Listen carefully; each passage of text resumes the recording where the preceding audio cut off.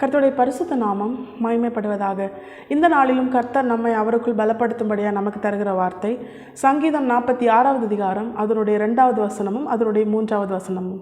ஆகையால் பூமி நிலை மாறினாலும் மலைகள் நடு சமுத்திரத்தில் சாய்ந்து போனாலும் அதன் ஜலங்கள் கொந்தளித்து பொங்கி அதன் பெருக்கினால் பர்வதங்கள் அதிர்ந்தாலும் நாம் பயப்படும். கர்த்தருடைய பரிசுத்த நாமம் மகிமைப்படுவதாக. இந்த வசனத்தை கொண்டுதான் தேவன் தேவஜனங்களாகிய நம்மை அவருக்குள் பலப்படுத்துகிறார். நம்முடைய வாழ்க்கையிலும் அநேக சூழ்நிலைகள் நம்மை பயப்படுத்துகிறது. தேவஜனங்களாக இருக்கிறோம், வார்த்தைக்கு கீழ்ப்படிந்து தான் நடக்கிறோம், தேவனால் ஒவ்வொரு நாளும் வார்த்தை தந்து பலப்படுத்தப்பட்டு நடத்தப்படுகிறோம். ஆனாலும் சில சூழ்நிலைகள் சில நேரங்களில் நமக்கு பயத்தை கொண்டு வருகிறது. ஒரு சில காரியங்களை கேள்விப்படும் போது, சில காரியங்களை பார்க்கும் பொழுது, சில காரியங்களை குறித்து யோசிக்கும் பொழுது, எதிர்காலத்தை குறித்து, இப்படி அநேக காரியங்களை குறித்து நம்முடைய வாழ்க்கையில் நம்ம ஏதாவது ஒரு காரியத்தை செயல்படுத்தும் பொழுதோ அநேக காரியங்களை குறித்து நமக்குள்ள ஒரு பயம் எழும்புகிற ஒரு நிலையில் நம்ம அநேக நேரங்களில் காணப்படுறோம். அநேகருடைய வாழ்க்கையில் இந்த சூழ்நிலை அவங்க அடிக்கடி என்ன பண்ணுறாங்க, அவங்க அந்த காரியத்திற்குள்ளாக கடந்து போகிறாங்க. பயம் என்பது தேவஜனங்களாகிய எல்லாருடைய வாழ்க்கையிலுமே இந்த நாட்களில் அதிகமாய் காணப்படுகிற ஒரு காரியமாக இருக்குது.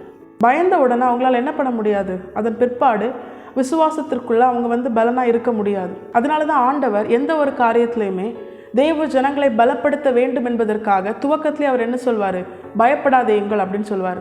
பயப்படாத, நான் தான் அப்படின்னு சொல்லி சீஷர்களிடத்துல தன்னை வெளிப்படுத்தினா நம்ம பார்க்குறோம்.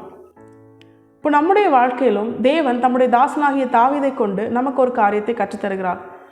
இங்கே தாவீது என்ன சொல்கிறாரு, பூமி நிலை மாறினாலும் மலைகள் நடு சமுத்திரத்தில் சாய்ந்து போனாலும் ஜலங்கள் பொங்கி அதன் பெருக்கினால் பர்வதங்கள் அதிர்ந்தாலும் இப்படி என்ன நடந்தாலும் நான் பயப்பட மாட்டேன் அப்படின்னு சொல்கிறார். நம்முடைய வாழ்க்கையில் நடக்கிற சாதாரண காரியங்களுக்கே நம்ம பயப்படுறோம். ஆனால் இங்கே தாவீது அநேக பயங்கரமான காரியங்களெல்லாம் நடந்தாலும் நான் பயப்பட மாட்டேன் அப்படின்னு சொல்ல காரணம் என்ன? தாவீதுக்கு மாத்திரம் அப்படி ஒரு பலன் கிடைக்க என்ன காரணம் அப்படின்னு நம்ம தியானிச்சோன்னா, இந்த அதிகாரத்தின் துவக்கத்தில் 1வது வசனத்திலே தேவன் அதற்கான பதிலை நமக்கு தந்திருக்கிறார். தாவீது தன்னுடைய வாழ்க்கையில் எப்படிப்பட்ட ஒரு மனுஷனாக இருந்தார் அப்படின்னு நம்ம பார்த்தோன்னா, அதே சங்கீதம் 46 1வது வசனத்தில் நீங்கள் பார்த்தீங்கன்னா, தேவன் நமக்கு அடைக்கலமும் பலனும் ஆபத்து காலத்தில் அனுகூலமான துணையுமானவர். தாவீது தேவனை தன்னுடைய அடைக்கலமாகவும் தன்னுடைய பலனாகவும் கொண்டிருக்கிற ஒரு சுபாவமுடைய மனுஷனாக இருக்கிறார். தேவன் தான் அவருடைய அடைக்கலம். எந்த நிலையாக இருந்தாலும் தேவனை தன்னுடைய அடைக்கலமாய் வைத்ததினாலும் தேவனை தன்னுடைய பலனாய் கொண்டதினாலும் தாவீது என்ன பண்ண மாட்டார், எந்த சூழ்நிலைக்கும் பயப்பட மாட்டார். சத்துருக்கள் எவ்வளவாய் பெருகினாலும் அவர் பயப்பட மாட்டார். படுத்து நித்திரை செய்தேன், விழித்து கொண்டேன், கர்த்தரோ என்னை தாங்குகிறார் அப்படின்னு அவர் தைரியமாக சொல்ல என்ன காரணம், அவருக்குள் பயம் இல்லை. அதனால தான் அவருக்கு முதல்ல தூக்கமே வந்தது. ஒரு சூழ்நிலை நம்ம கேள்விப்படும் போது, ஒரு பயப்படுத்துகிற ஒரு நிலை நமக்குள்ளே இருக்கும்போது முதலாவது நமக்கு நம்முடைய வாழ்க்கையில் நாம் இழந்து போவது நம்முடைய தூக்கத்தை தான். நம்மளால் தூங்க முடியாது. பயந்த நிலையில் இருக்கிறவங்களால தூங்க முடியாது. எப்பொழுது அந்த பயம் அவர்களுக்குள்ள இருந்து மாறுமோ அப்பொழுது அவங்களுக்கு ஒரு நிம்மதியான தூக்கம் வரும். தாவீது சொல்கிறாரு, சத்துருக்கள் சூழ்ந்து இருக்காங்க, ஆனால் நான் என்ன பண்ணுவேன், நான் சமாதானமாக படுத்துறங்கி நித்திரை செய்வேன், ஏன்னா கர்த்தர் என்ன தாங்குறாரு. அப்படி தேவன் பேரில் அவர் கொண்ட ஒரு நிச்சயமான ஒரு நம்பிக்கை, ஒரு விசுவாசம் எதனால் வந்தது தெரியுமா? அவருக்குள் முதலாவது பயம் இல்லை. ஏன் பயம் இல்லை? அவர் தேவனை தன்னுடைய அடைக்கலமாகவும் தன்னுடைய பலனாகவும் கொண்டிருந்தார். அது மாத்திரமல்ல, என்ன ஆபத்து வந்தாலும், ஆபத்து எப்படி சூழ்ந்திருந்தாலும், எவ்வளவு பெரிய ஆபத்தாக இருந்தாலும் கர்த்தர் அவருக்கு அனுகூலமான துணையாக இருப்பதை அவர் உணர்ந்து கொண்டார். கோலியாத் எதிர்த்து நிற்கும் பொழுதும் கர்த்தருடைய நாமத்தினாலே அவர் முன்னேறினார். நம்முடைய வாழ்க்கையிலும் நம்ம பார்க்கிற சூழ்நிலை எப்படிப்பட்டதாக வேணாலும் இருக்கலாம், எவ்வளோ பெரிதாக வேணாலும் இருக்கலாம். கோலியாத்தை விட நம்ம பார்க்குற மனிதர்கள் ஒரு பெரிய மனுஷங்கள்லாம் கிடையாது. நம்மை பயப்படுத்தும்படியான சூழ்நிலைகள் பெரிய சூழ்நிலைகள் கிடையாது. நம்மை பயப்படுத்தும்படியான பிசாசு கொண்டு வருகிற நெருக்கங்கள் பெரிய காரியங்கள் கிடையாது. சத்ருவை அவ்வளவு பெரிய ஒரு ராட்சதனாய் தாவீது சந்திக்கும் பொழுது தாவீது பயப்படவே இல்லை. ஏன் தெரியுமா? தாவீதோடு கூட அனுகூலமான துணையாய் கர்த்தர் இருந்தார். சாதாரண துணை இல்லை, அனுகூலமான துணை. அனுகூலமான துணைனா என்ன?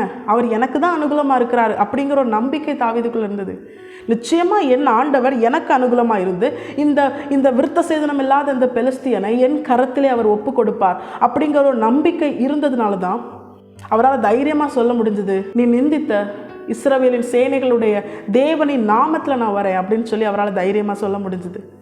நம்முடைய வாழ்க்கையிலும் நாமும் கர்த்தரை நம்முடைய அடைக்கலமாய் நம்முடைய பலனாய் நம்ம என்ன ஆபத்து வந்தாலும் அந்த ஆபத்தில் அனுகூலமான துணையாய் நம்முடைய கர்த்தரை நாம் கொண்டிருந்தோமே ஆனால் நம்முடைய கர்த்தர் நம்மோடு கூட இருந்து நம்முடைய அடைக்கலமாய் பலனாய் ஆபத்து காலத்தில் அனுகூலமான துணையாய் நம்மோடு கூட இருப்பாரே ஆனால் நிச்சயமாய் நம்முடைய இருதயமும் இப்படி தாவீதைப் போலவே எந்த காரியத்திற்கும் பயப்படாமல் என் இருதயத்தின் கண்மலையாய் இருக்கிறார் என்று தாவீது சொன்னது போல நாமும் கர்த்தரை நம்முடைய இருதயத்தின் கண்மலையாய் கொண்டிருப்போம்.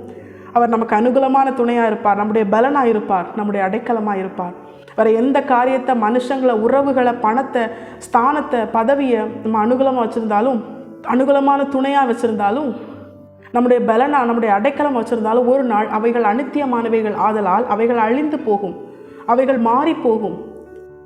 ஆனால் என்றென்றும் மாறாத நித்தியமான ஒரு தேவன் நம்முடைய அடைக்கலமாய், நம்முடைய பலனாய், ஆபத்து காலத்தில் அனுகூலமான துணையாய் நம்மோடு கூட இருந்தாரே ஆனால் தாவீதைப் போல நாமும் சொல்லுவோம், பூமி நிலை மாறினாலும், மலைகள் நடுசமுத்திரத்தில் சாய்ந்து போனாலும், ஜலங்கள் கொந்தளித்து பொங்கி அதன் பெருக்கினால், பர்வதங்கள் அதிர்ந்தாலும் நம்முடைய இருதயமும் பயப்படாது.